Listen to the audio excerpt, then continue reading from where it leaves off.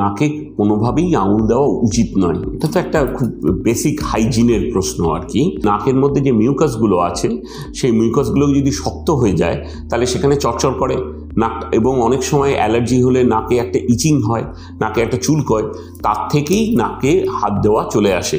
এটা জেনারেলি বাচ্চাদের হয়, বড়দেরও হতে পারে না তা নয়।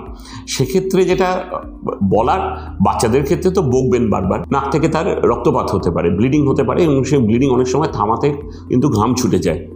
কিন্তু বড়দের ক্ষেত্রে যেটা হয় সেটা হচ্ছে আমাদের নাকের মধ্যে কোটি কোটি ব্যাকটেরিয়া আছে, তার বেশিরভাগই কিন্তু নাকের কোনো ক্ষতি করে না, কিন্তু আমাদের আঙুলে যে ব্যাকটেরিয়াগুলো আছে সেগুলো যদি নাকে চলে যায় তাহলে রোমকূপের গোড়ায় কিন্তু এক ধরনের ইনফেকশন করতে পারে।